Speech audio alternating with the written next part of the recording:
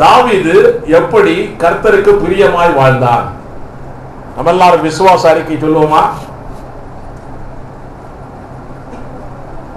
இந்த வேதம் என்னுடையது, இந்த வேதம் என்னை யார் என்று சொல்லுகிறதோ அந்த ஆள் தான் நான். இந்த வேதம் எனக்கு என்னவெல்லாம் உண்டு என்று சொல்லுகிறதோ அதெல்லாம் எனக்கு உண்டு. இந்த வேதம் என்னால் என்னவெல்லாம் செய்ய முடியும் என்று சொல்லுகிறதோ அதெல்லாம் இயேசுவின் நாமத்தினாலே என்னால் செய்ய முடியும். இன்றைக்கு என்னுடைய இருதயம் தேவனுடைய வார்த்தைக்கு நேராய் திறந்திருக்கிறது. நான் தேவனுடைய வார்த்தையினாலே ஆசீர்வதிக்கப்பட போகிறேன். ஆமென், ஆமென். கரங்களை தட்டி தேவனுடைய நாமத்தை மகிமைப்படுத்தலாமா? சோதரர், இயேசு சீக்கிரமாய் வரப்போகிறார். இன்றைக்கோ இந்த ராத்திரியோ நாளை காலையிலோ தெரியாது. இயேசு சீக்கிரமாய் வரப்போகிறார். அவர் வந்து தமக்கு பிரியமானவர்களை மாத்திரமே கூட்டிக் கொண்டு போக போகிறார். 2 வாரத்துக்கு முன்னால இந்த காரியத்தை சொன்னேன் என்று நான் நினைக்கிறேன். தமக்கு பிரியமானவர்களை மாத்திரமே கூட்டிக் கொண்டு போவார். யார் தேவனுக்கு பிரியமானவன் என்று 2 வாரங்களுக்கு முன்னாலே உங்களுக்கு நான் செய்தி கொடுத்தேன். யார் தேவனுக்கு பிரியமானவர்கள் என்று நான் செய்தி கொடுத்தேன். இன்றைக்கு தேவன் ஒரு பெரிய செய்தி கொடுக்க வேண்டும் என்று சொல்லியிருக்கிறார். தாவீது என்ற ஒரு மனுஷன் தான். இவன் தேவனுக்கு பிரியமாயிருந்தானா? இவன் பரலோகத்துக்கு வருவானா? அப்போஸ்தலர் 13ஆம் அதிகாரம் 22ஆம் வசனம் சொல்லுகிறது. வாசியுங்கள்.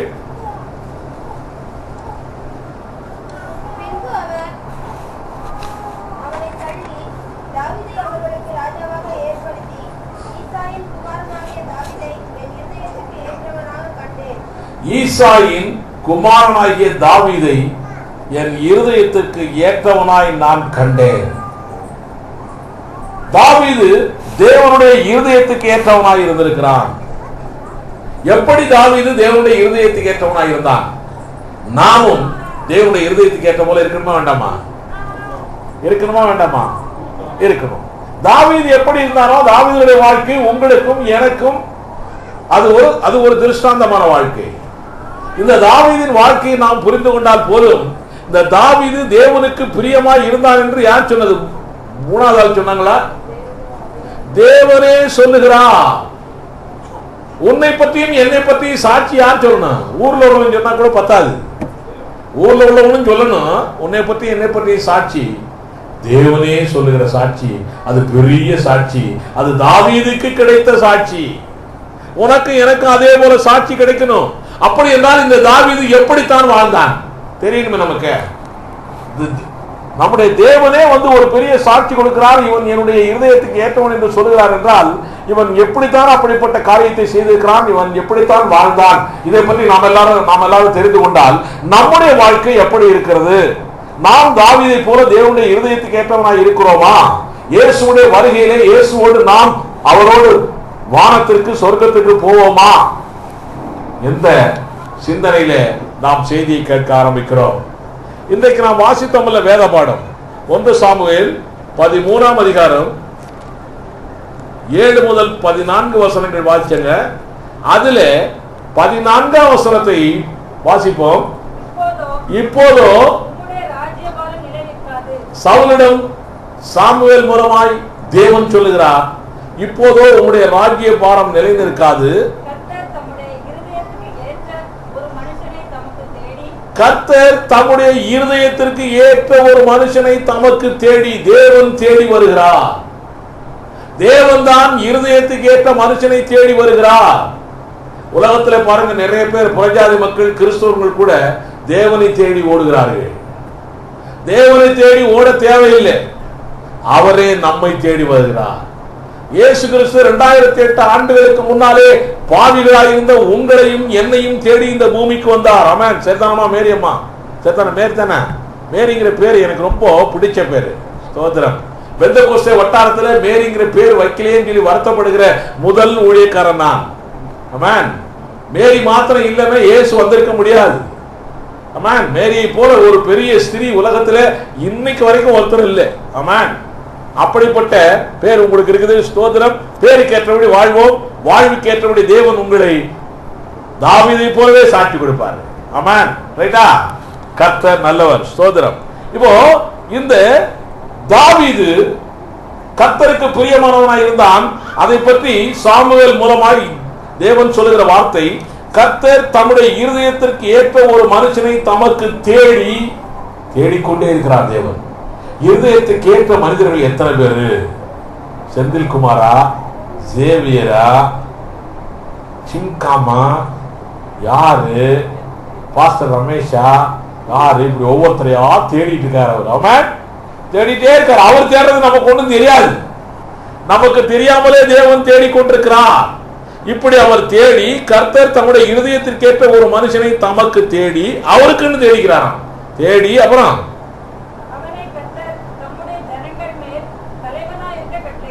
யாரை தேவன் தேடி இருதயத்திற்கு ஏற்றவன் என்ற ஒரு சர்டிபிகேட் கொடுத்துட்டாரோ, அந்த சர்டிபிகேட்டுக்கு மரியாதை என்ன தெரியுமா? அவன் தான் பெரிய ஆளு, தலைவனாய் மாறுகிறான். அல்லேலூயா சொல்லுவோமா? உன்னையும் என்னையும் தேடி நம் தேவன் இன்னைக்கு உன்னையும் என்னையும் பார்த்து என் இருதயத்துக்கு ஏற்றவன் என்று தேவன் சொல்லிவிட்டால் போதும், நீ தான் பெரிய ஆளு. ஆமென். யார் யாரெல்லாம் பெரிய ஆளு இப்போ கை தூக்குங்க. எல்லாரும் கை தூக்கிட்டாங்களே, பரவாயில்ல. நம்ம எல்லாம் பெரிய ஆளு. ஆமென். அதனாலதான் நம்ம எல்லாம் போற இடங்களுக்கு எல்லாம் பாத்தீங்களா, நம்ம பாஸ்டர் ஜான் ரமேஷ் சொன்னாரு, அவங்க பிரதருக்கு சாட்சி சொல்லுகிற அளவுக்கு பெரிய ஆள் அவரு போதக. ஜனகம் சிஸ்டர் சொன்னாங்க, அங்க போய் ஊருக்கு போய் அவங்களுக்கு போய் சத்தியம் சொல்ற அளவுக்கு பெரிய ஆளு. ஆமென். எல்லாம் பெரிய ஆளு. இவங்க சிஸ்டர் சொன்னாங்க, அவங்க பிரதர்ஸ், அவங்களுடைய சொந்தக்காரங்க எல்லாருக்குமே சத்தியம் சொல்ற அளவுக்கு பெரிய ஆளு. தேவன் தேடி வந்தார். நீங்க ஒண்ணும் தேவன்கிட்ட போய் சர்டிபிகேட் எல்லாம் வாங்கல. அவரே தேடி வந்தார், பார்த்தார், கண்டுபிடித்தார், உடனே கண்டுபிடிச்சிட்டு சர்டிபிகேட் கொடுத்தாரு. இப்ப நம்ம பெரிய ஆளு. ஆமென். அதே போல இங்க இருக்கக்கூடிய நிறைய பேர் இருக்கிறாங்களே, இப்போ கிறிஸ்டியானா சிஸ்டர் இருக்கிறாங்க, கிறிஸ்டினா சிஸ்டர் இருக்கிறாங்க, அவங்க பேர் என்ன, நம்ம ஷகிலா சிஸ்டர் இருக்கிறாங்க, மேரி சிஸ்டர் இருக்கிறாங்க. உங்க பேர் என்னையா? அப்போ பிரதர் இருக்காரு. இவங்களை எல்லாம் தேவன் தான் தேடி போனார். நம்ம யாரும் தேடி போகல. நம்ம தேடி போனோம்னு அர்த்தம் எல்லாம் பேரு நம்மளுடைய முயற்சி எல்லாம் சும்மா அற்பம். தேவனுடைய முயற்சி அதுதான் பெரிய விகற்பம். ஆமா, நம்மளெல்லாம் சாதாரண அற்பம், சாதாரண சொற்பம். ஆமா, அவர் தேடினார் தேடினார் தேடினார், கண்டுபிடித்தார், கொண்டாந்தார். எப்படி? இருதயத்திற்கு ஏற்றவர்கள் என்று நம்பி விட்டார். நம்பினா நம்மளை எப்படி வச்சிருப்பாராம்? செய்யலாம் சொல்லுங்கம்மா. தலைவனாய் ஆக்கி விடுவார். ஆமென். தலைவியாய் மாற்றி விடுவார். பெரிய ஆளா மாற்றிடுவார். ஹல்லேலூயா சொல்லி இருக்கிறார்ல இல்லையா? இந்த வேதாகம் என்னை யார் என்று சொல்லுகிறதோ அந்த ஆள்தான் நான் போட்டிருக்கான். எனக்கு என்னவெல்லாம் உண்டு என்று சொல்லுகிறதோ அதெல்லாம் எனக்கு உண்டு சொல்லியிருக்குதா? நீங்க தலைவியா மாற போறீங்க. ஆமென். ஒரு நாளைக்கு என்னங்க புரட்சி தலைவர் அவரு, ஒரு நாளைக்கு உங்களுடைய பகுதியிலே வீட்டு கூட்டங்கள் நடக்கக்கூடிய பிரேயர் செல் லீடராய் மாற போகிறார்கள். ஆமென். ஆமென். நம் தேவன் பெரிய காரியங்களை செய்ய போகிறார். அடுத்த ஆண்டு ஜனவரி 1 இருந்து இந்த சர்ச்சில் ஒரு வித்தியாசமான காரியங்கள் நடக்க போகுது. ஆமென். ஜெபித்துக் கொண்டிருங்கள். தேவனுடைய பிள்ளைகள்லாம் ஜெபியுங்கள். தேவன் பெரிய காரியங்களை செய்ய போகிறார். ஆமென். இப்போ இவன் எப்படி இவன் தலைவனாய் மாறினான், எப்படி இவன் தேவனுடைய இருதயத்துக்கு ஏற்றவனாய் மாறினான் என்றால், சவுல் ஏன் தலைவன் பதவியிலிருந்து இறக்கப்பட்டான்? நம்பிக்கையில்லா தீர்மானம் கொண்டு வரல. நம்பிக்கையில்லா தீர்மானத்தை கட்டுக்கட்டா ரூபாய் எல்லாம் கொடுத்தாங்கன்னு டிவியில காட்டினாங்களே, பாத்தீங்களா? அப்படியெல்லாம் இல்ல. நம்பிக்கையில்லா தீர்மானம் கொண்டு வந்து சவுலுடைய ஆட்சி பதவியை இறக்கல. தேவனே கண்டார், தேவனே இறக்கினார். ஆமென். அப்போ முதல் வசனம் 13ஆம் வசனம் சொல்லுகிறது,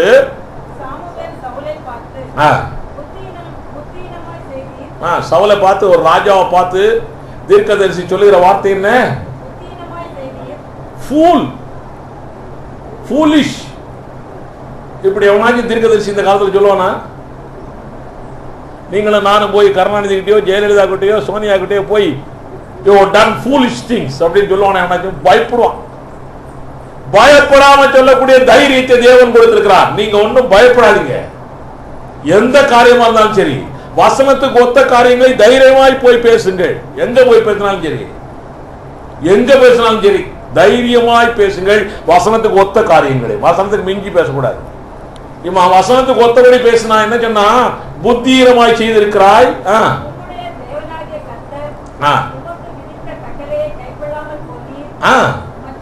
பாத்தியா, தேவன் சொன்ன வார்த்தைப்படி நடக்காவிட்டால் உனக்கு ஒரு ஆசீர்வாதம் கிடைக்காதுப்பா.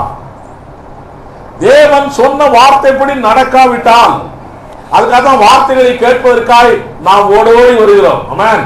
வார்த்தைகள் வீட்டிலே இருக்குது, புக் இருக்குது, ஆனாலும் திறந்து பார்க்கறது இல்லை ஒருத்தரும். அது வேற விஷயம். திறக்கிறதுக்கும் டைம் இல்லைல்ல. நிறைய பேர் திறக்கிறதுக்கு டைம் இல்லை, ஆனா தூங்குறதுக்கு டைம் இருக்கா? சாப்பிட்றதுக்கு டைம் இருக்கா? டிவி பார்க்கறதுக்கு டைம் இருக்கா? புருஷன் மனைவி பிள்ளைகளோடு பேசுறதுக்கு டைம் இருக்கா? அதுக்கெல்லாம் டைம் இருக்குது. இதை திறந்து பார்க்கறதுக்கு டைம் இல்லை. இல்ல நான் பாருங்க 2 மணி 1 மணி 1:30 மணி 12 மணி அதுக்கப்புறம் தான் தூக்கமே எனக்கு எப்பவுமே. ஆமென். ஏன்? தேவனுடைய வார்த்தையை புரட்டி புரட்டி பார்த்துட்டே இருக்கணும். சாப்பிட சாப்பிட ஒரு நாளைக்கு கோழி பிரியாணி மாதிரி இருக்குது பார்த்தா, ஒரு நாளைக்கு காடை பிரியாணி மாதிரி இருக்கு, ஒரு நாளைக்கு மட்டன் பிரியாணி மாதிரி இருக்கு, ஒரு நாளைக்கு வேற பிரியாணி சாப்பிட்டதில்லை நான், அவ்வளவுதான் எனக்கு தெரியும். இப்படி இருக்குது இந்த புக்கு. படிக்க படிக்க படிக்க ஒவ்வொரு நாளும் என் தேவன் பேசிக்கொண்டே இருக்கிறார். அது ராத்திரி எனக்கு ஒரு 11:30 12 மணிக்கு மேலன்னா நான் தேவனோடவே உட்கார்ந்து இருக்கிற மாதிரி எனக்கு ஒரு எண்ணம் வந்துருது. என்னன்னு தெரியல, 12 மணிக்கெல்லாம் நான் அவரோடவே பேசியிருக்கிற மாதிரி, அவரே என்னோடவே பேசுற மாதிரி, இப்படி ஒரு எண்ணங்கள்லாம் எனக்கு உருவாகிறது. எனக்கு இது போல எண்ணங்கள் உங்களுக்கு உருவாகணும். போயா 12 மணிக்கு தான் நான் பயங்கரமா கனவு கொண்டு தூங்கிட்டு இருக்கிறேன், நீங்க 12 மணிக்கு கர்த்தரோட பேச சொல்றீங்க. அதிகாலையில் என்னை தேடுகிறவன் கண்டடைகிறான்னு சொல்றாங்க. அதிகாலை என்றால் காலங்காத்தாலன்னு சொல்லி பெந்தெகோஸ்துடைய விளக்கம். ஆனா காலங்காத்தால அல்ல, முதலிலே தேவனை தேடுகிறவன் அவரை கண்டடைகிறான், அதான் அர்த்தம். சரி, ஆனா அதிகாலையிலே நாம் தேவனை கண்டடைகிறோம். அப்போ அதிகாலைன்னா ரோமல் காலண்டர் படி 12 மணிக்கு அப்புறமெல்லாம் அதிகாலை, சரிதானே? அப்போ முதல்ல நான் தான் பாக்குறேன் உங்க எல்லாரை விட கர்த்தரை. அல்லேலூயா. எனக்கு ரொம்ப 12 மணி 1 நிமிஷத்துக்கு என்னோட தான் பேசிக் கொண்டிருக்கிறார். நீங்க எல்லாம் கொரட்ட விட்டுட்டு இருக்கீங்க, அப்படித்தானே? ஸ்தோத்திரம். நீங்க நினைக்கிறது 4 மணிக்கு எழுப்புனா போதும் அப்படிங்கிற மாதிரி உங்களுடைய எண்ணங்கள் இல்லையா? அல்ல, கோபத்தாலே ரைட்டா? ஸ்தோத்திரம். அதனால அப்படி நான் 12 மணிக்கு முழிச்சிருந்து கர்த்தரோட பேசுறதுனால நான் இன்னமும் பெரிய ஆளு நினைச்சுக்காதீங்க. அதெல்லாம் இல்லை, கர்த்தரோடு பேசிக்கொண்டே இருக்கணும். கர்த்தர் உன்னை பற்றி டெய்லி இந்த இது கோல்டு ஸ்மித் இருக்கா தெரியுமா? கோல்டு ஸ்மித் தமிழ்ல என்ன சொல்லலாம்? பொற்கொல்லன். அவன் டெய்லி ஒரு பவுனை வெயிட் போட்டுட்டே இருப்பான். எவ்வளவு வெயிட் இருக்கு. அதுபோல உன்னையும் என்னையும் தேவன் வெயிட் போட்டுட்டே இருக்காரு. Daily weight. எவ்வளவு வெயிட் கூடுறியா குறையிறியா? இந்த வெயிட் இல்ல, சரீர வெயிட் இல்ல, அதுதான் கூடுது. ஆட்டோமேட்டிக்கா தின்னுதுன்னு இல்ல, எங்கயா சாப்பிடுறோங்கிறீங்களா? சரி, பரவாயில்ல. ஆக எப்படியோ சரீர வெயிட் கூடுது, அந்த வெயிட்டை பார்க்கல அவரு. உன்னுடைய ஸ்பிரிட் எப்படி இருக்கு, உன்னுடைய ஆவி எப்படி இருக்கிறது, உன்னுடைய ஆத்மா எப்படி இருக்கிறது, இதை வைத்தே தேவன் இவன் என்னுடைய ஸ்பிரிட்டுக்கு ஏற்றவன். இருதயம் என்றால் என்ன அர்த்தம்? ஆவி என்று பொருள். தாவீது என் இருதயத்துக்கு ஏற்றவன், என்னுடைய ஆவிக்கு ஏற்றவனாய் தாவீது இருந்திருக்கிறான். ஏனென்றால் சவுல் தேவனுடைய வார்த்தைப்படி நடக்கல, தாவீது தேவனுடைய வார்த்தைப்படி நடந்திருக்கிறான் என்று வேதம் சொல்லுகிறது. 1-2 காரியங்களை உங்களுக்கு நான் சொல்ல போகிறேன். தாவீது எப்படி தேவனுக்கு ஏற்றவனாய் இருந்தான், நான் என்னுடைய வாழ்க்கையில எப்படி தேவனுக்கு ஏற்றவனாய் இருக்க போகிறேன், இதை பற்றி நாம் இந்த இடத்துல படிக்க போகிறோம். உங்களுக்கு சொல்லுகிறேன். தாவீதுன்னு சொன்னாவே சிறுவர் வேதாகம பள்ளி அவங்களுக்கு என்ன தெரியும்? கோலியாத்து, கல்லு கோலியாத்து, அதான் அவங்களுக்கு தெரியும், சின்ன பிள்ளைங்களுக்கு. ரைட் தானா? ரைட். பெரிய ஆட்களுக்கு தாவீதுன்னு கேட்டா என்ன தெரியும்? பெரிய ஆட்கள் அவன் அறிவுக்கு ஏற்றபடி சிந்திக்கிறான், சின்ன பையன் அவன் அறிவுக்கு ஏற்றபடி சிந்திக்கிறான். பெரிய ஆட்கள் பத்சபால், ஊரியா, அப்படி அதை பத்தி கதைகள் தான். சின்ன ஆட்களுடைய சிந்தனைகள் எல்லாம் கல்லு கோலியாத்து, இவ்வளவுதான் சிந்தனை. அப்படி என்றால், ஆனால் வேதம் எப்படி நமக்கு போதிக்கிறது? தாவீதை பற்றி ஒரு காரியம் சொல்ல வேண்டும் என்றால், இவன் எதற்கும் பயப்படாதவன்.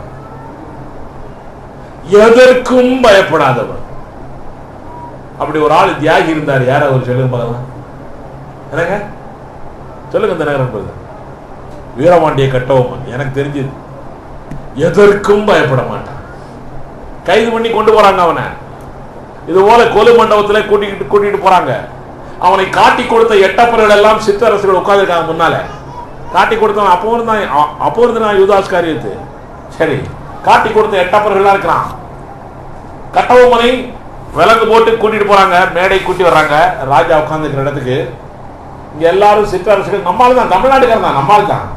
காட்டி கொடுக்கிறவனும் நம்மாளு, ஏமாத்துறவனும் நம்மாளு, நம்மோட கூட இருந்தே குழி பறிக்கிறவனும் நம்மாளு. இந்த விஷயங்கள் கிறிஸ்தவனுக்கு அதிகமாய் தெரியணும். ரைட். அதனால கிறிஸ்தவர்கள் எப்பவுமே விழிப்புள்ளவர்களாக இருக்கணும், ஜாக்கிரதை உள்ளவர்களாக இருக்கணும். பிசாசு இப்படிப்பட்ட ஆட்கள் மூலமாய் காரியங்களை செய்து கொண்டிருக்கிறான் கிறிஸ்தவங்களுக்கு விரோதமாய். சரி, அதனால ஜாக்கிரதையா இருக்கும். ரைட். அப்படி வரும்பொழுதுன்னு கட்டவனை பார்த்தோன்னே காட்டி கொடுத்த ராஜாக்களுக்கெல்லாம் பயம் வந்துருச்சு. அவனை பார்த்தேன். ஆனா கையெல்லாம் கட்டி போட்டிருக்காங்க. கை கட்டி போட்டா கூட அவனை பார்த்தோன்னே பயம் நிறைய பேருக்கு. உடனே இது எப்படியா உனக்கு தெரியுங்கிறிய? சினிமாவில் பார்த்தது வேற என்ன எனக்கு தெரிய போகுது, ஒரு காலத்தில் பார்த்தது எனக்கு என்ன தெரியும், சரித்திரமா இருக்குது எல்லாம்.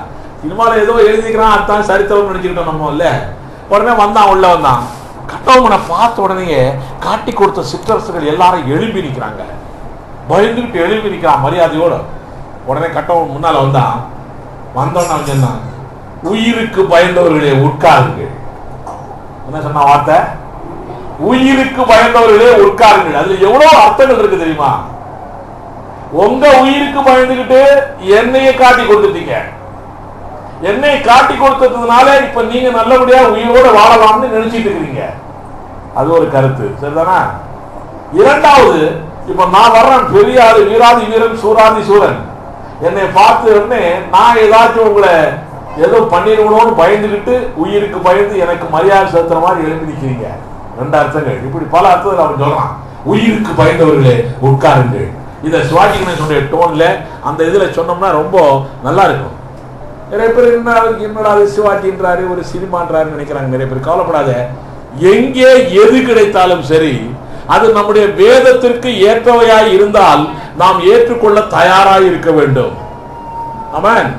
உடனே இப்படிப்பட்ட பெரிய தியாகி அவரே எதற்கும் பயப்படல, எதுக்கும் பயப்படல. ஆமென். நம்ம சதாம் ஹுசேன் கூட பயந்துகிட்டு ஒளிஞ்சுக்கிட்டு இருந்தார் 2 வருஷம், சரிதானா? எதற்கும் பயப்படாதவன் கட்டவன்.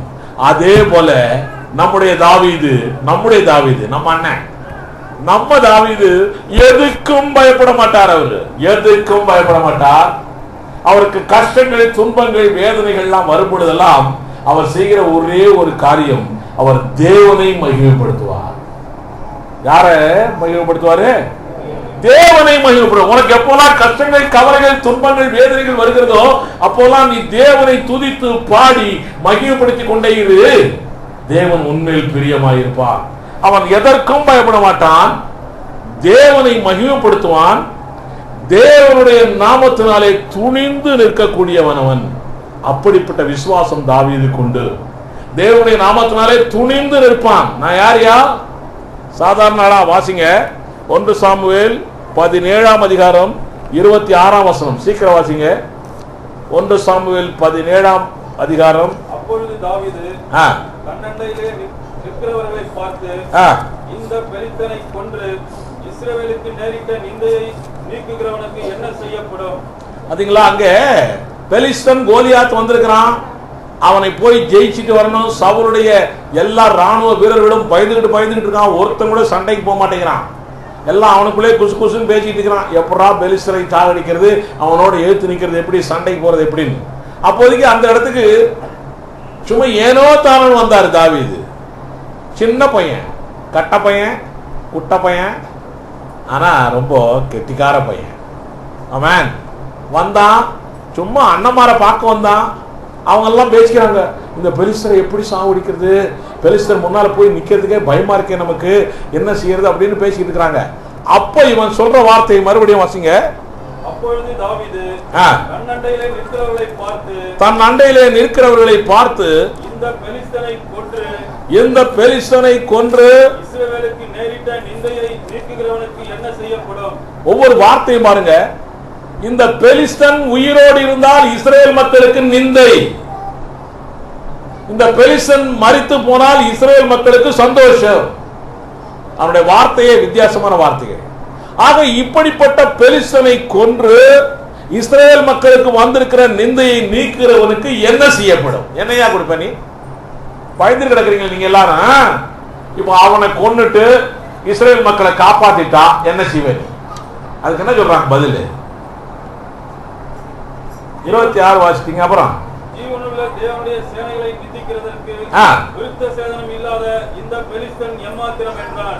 ஜீவனுள்ள தேவனுடைய சேனைகள். நம்முடைய சேனை என்ன சேனைங்க? ஜீவனுள்ள தேவனுடைய சேனை. அங்கெல்லாம் ஜீவன் கிடையாது. அது ஒரு சேனை தான், ஜீவன் கிடையாது. நம்ம சேனையில ஜீவனுள்ள தேவனுடைய சேனை. இந்த சேனைகளை நிந்திக்கிறதற்கு தேவனை அல்ல, தேவனுடைய பிள்ளைகளை நிந்திக்கிறதற்கு. நீங்களே நான் தேவனுடைய பிள்ளைகள் தானே.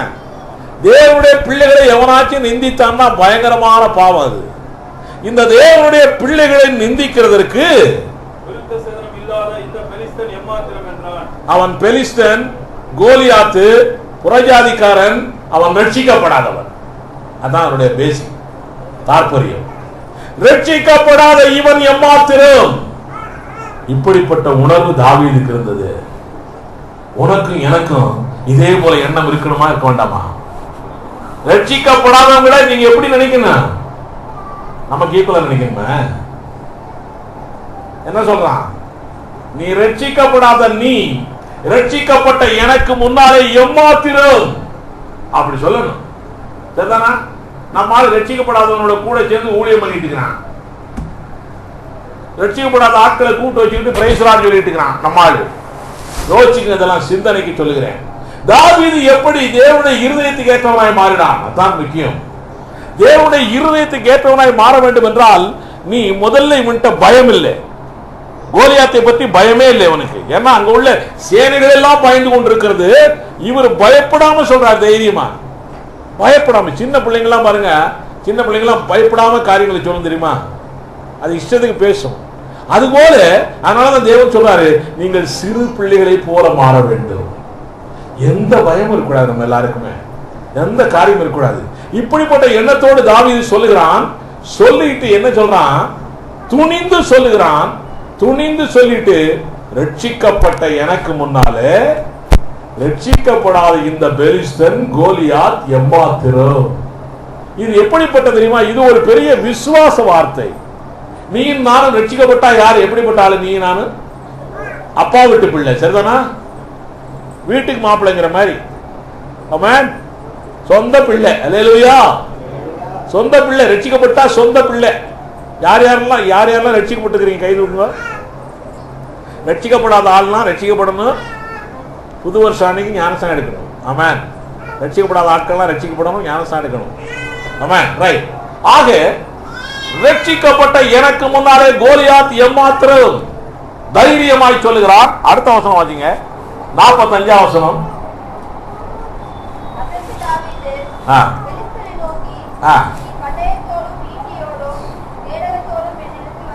நீ எப்படி வந்திருக்கிறப்பா? துப்பாக்கி, AK-47 என்னோ பெரிய பெரிய அணுகுண்டெல்லாம் கொண்டு வந்துருக்கிற. என்கிட்ட ஒண்ணும் கிடையாது. வாசிங்க. நானும்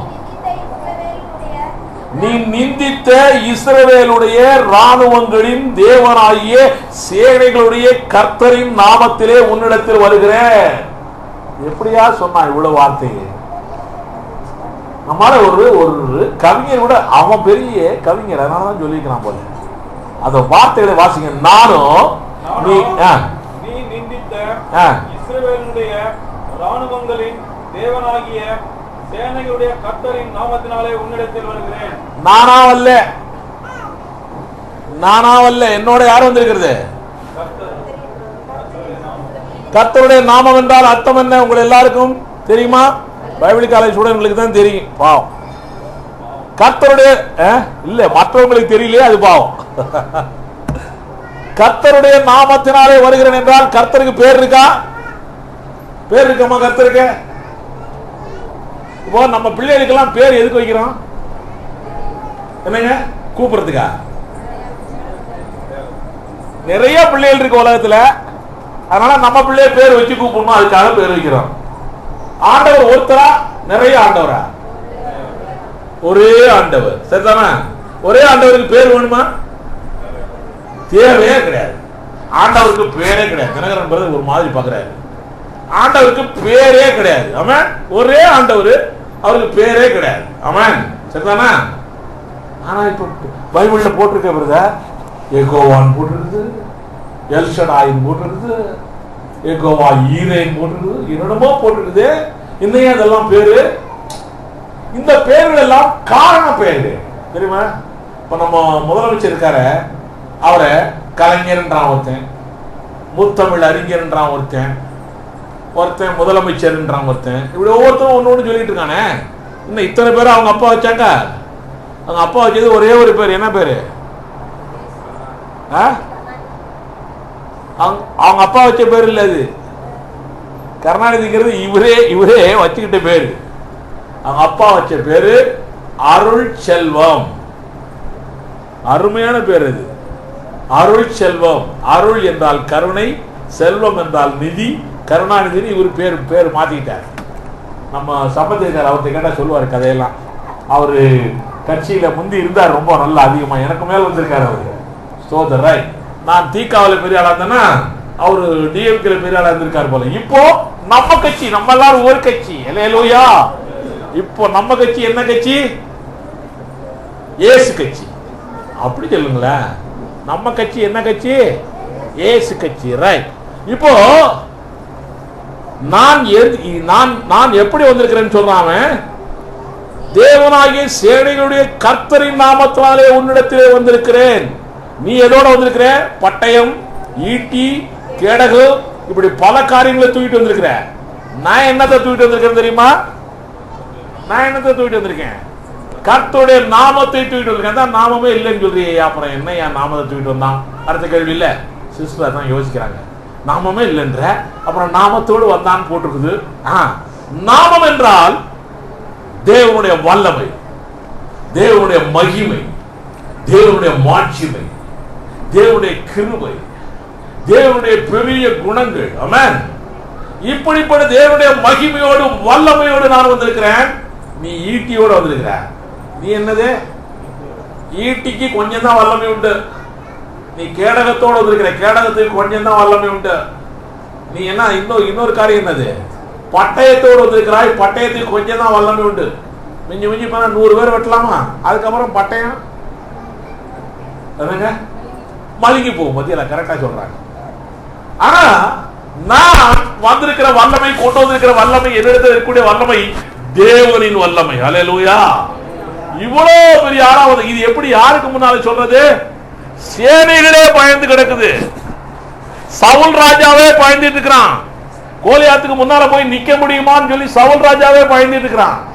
40 நாட்களா இப்படிப்பட்ட பயங்கள் இருக்கின்றன. 40 நாளா ஒருத்தம் கூட போல. யாருக்கு முன்னால? கோலியாத்துக்கு முன்னால. இவனுக்கு எவ்வளவு பெரிய துணிச்சல், தைரியம், விசுவாசம். எல்லாத்துக்கும் என்ன வேணும்? விசுவாசத்துல தான் தைரியம் வருது. ஆமென். ஹல்லேலூயா. உங்களுக்கு தெரியுமா விசுவாசம் சொல்லி இப்படித்தான் சொல்லுவாங்க, வெற்றின்னு இப்படித்தான் சொல்லுவாங்க எல்லாரும் தெரியுமா?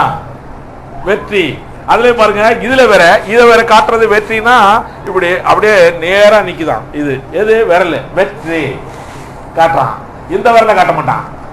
ஏன்னா இது ஒண்ணு மாத்திரம் வெற்றிங்கிறது, இன்னொன்னு இங்கிட்டு போகுது, அடுத்தவனுக்கு வெற்றி வந்துரும்ல. இதுன்னா நமக்கு மாத்திரமே வெற்றி. அல்லேலூயா. வெற்றி நமக்கு மாத்திரம் வெற்றி. சரி, வெற்றி. இதுல அவன் என்ன பண்ணிட்டான்? இப்போ ஜோசியம் பாக்குறவன் என்ன செய்யறான்? இப்படி காட்டும் போது விரல காட்டு. எல்லாரும் பாருங்களேன் விரல, அவங்க விரல சும்மா பாருங்களேன். இந்த விரல் வளைஞ்சிருக்குன்னு வச்சுக்கோ, வளைஞ்சிருந்த உனக்கு வெற்றி குறைவு. யாரு?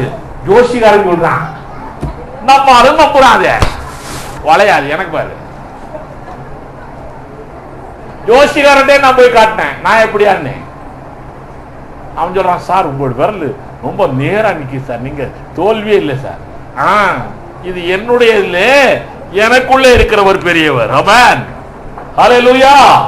அப்படி எல்லாரும் இப்ப பார்த்து கை கையை வெட்டிக்காதீங்க. வீட்டுல போய் வெட்டி நட்டமாக்கணும் சொல்லி ஏதாச்சும் அதுக்கு ஒரு எக்ஸசைஸ் பண்ணிட்டு இருக்காதீங்க. அது சும்மா ஜோசிகாரன் சொல்றது, வேற ஒண்ணும் இல்லை. ரைட். ஆக இவனுக்கு பயம் இல்லை, துணிச்சல் இருக்கிறது, தேவனை மகிமைப்படுத்துகிறான், தேவன் பேரிலே விசுவாசம் இருக்கிறது. சரிதானா? இப்படிப்பட்ட ஆளா இருக்கிறான் இவன். நமக்கு பயம் வந்துருச்சு வச்சுங்களேன். நான் அடிக்கடி சொல்லுவேன், fear is the reverse gear of faith. விசுவாசம் என்ற ஒரு கார் இருக்குது. விசுவாசம் என்ற ஒரு கார். இந்த காரை ஓட்டுறதுக்கு ஃபார்வர்ட் கியரா பேக்வர்ட் கியர் போடணுமா? ஃபார்வர்ட் கியர் போடுறோமா? ஃபார்வர்ட் கியர் போட்டா போகும், முன்னால போகும். பேக்வர்டு அதுக்கு என்ன சொல்லலாம் பிரதர்? பேக்வர்ட் கியரா என்ன சொல்லுவாங்க? Reverse gear. புரியா? Correct, reverse. அதனால தான் அவர்கிட்ட கேட்கறது. நேத்து ஓட்டினார் அவர், பார்த்தேன். ரிவர்ஸ் கியர் எங்க ஓட்டினாருன்னு சிஸ்டர் ஒரு மாதிரி யோசிக்கிறாங்க. எங்களுக்கு தெரியாம கார் எடுத்துட்டு போட்டானா இவன் முன்னால. ரைட், கார் எடுத்து பின்னால வச்சாரு, அவ்வளவுதான், வேற ஒன்றும் செய்யல. கோச்சுக்காதீங்க அவர் மேல. சரி, ரிவர்ஸ் கியர். ரிவர்ஸ் கியர் போட்டா கார் போகுமா? போகும். போக வேண்டிய இடத்துக்கு போகாது, வேற எங்கேயோ போகும். எங்க போவோம்? எங்கேயோ போகும். அதெல்லாம் சொல்லக்கூடாது. போக வேண்டிய இடத்துக்கு போகாது. ஃபார்வர்ட் கியர் போட்டா போயிட்டே இருக்கு. மனிதனுக்கு வாழ்க்கையில விசுவாசம் என்ற ஒரு கார் ஓடணும். விசுவாச கார் ஓட ஓடத்தான வெற்றி உண்டு. விசுவாசம் வளர வளரத்தான வெற்றி உண்டு. விசுவாச கார் ஓடிட்டே இருக்கணும். ஹல்லேலூயா. ஓட ஓட ஓட வெற்றி உண்டு உனக்கு. இந்த கார்ல ஃபார்வர்ட் கியர் உண்டு, ரிவர்ஸ் கியர் உண்டு. ரிவர்ஸ் கியர் எது தெரியுமா? பயம். Fear is the reverse gear of faith. பயம் தான் ரிவர்ஸ் கியர். விசுவாசம் உனக்கு இருக்குது, ஆனால் உனக்கு பயம் இருந்துச்சுனாவே விசுவாசம் வளராது, முன்னோக்கி போகாது, அது பின்னோக்கி தான் போகும். போச்சுன்னா அதுக்கு முடிவு பயங்கரம் தான். தேவனுடைய பிள்ளைகளை உங்களுக்கு நான் சொல்லுகிறேன், இந்த தாவீதுக்கு அப்ப அவன் ராஜாவே இல்லை, அது போல தெரியணுமே. இந்த டயத்துல கோலியாத்துக்கு முன்னால நிற்கும் போது அவன் சாதாரண ஆடு மேய்க்கிறவன். சாதாரண ஆடு மேய்க்கிறவனுக்கே இப்படிப்பட்ட துணிச்சல், இப்படிப்பட்ட தைரியம், இப்படி தேவனை மகிமைப்படுத்துகிற நிலை, இப்படிப்பட்ட ஒரு பெரிய காரியம் அவனுக்கு இருந்து விசுவாசம் வளர்கிறது என்றால் அவனுக்கு பயம் இல்லை, அவனுக்கு தைரியம் இருக்கிறது. அல்லேலூயா சொல்லுவோமா? உங்களுக்கும் எனக்கும் தைரியம் தான் இருக்கணும். என்ன வந்தாலும் எது வந்தாலும் அப்பாவை ஸ்தோத்தரிப்பேன். ஏசப்பா ஸ்தோத்திரம், ஏசப்பா ஸ்தோத்திரம். பாடுங்க, அதே தான் பாடுவீங்களா?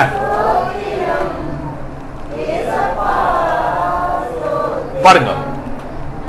தாவீதை போல நடனமாடி அப்பாவை ஸ்தோத்தரிப்பேன்.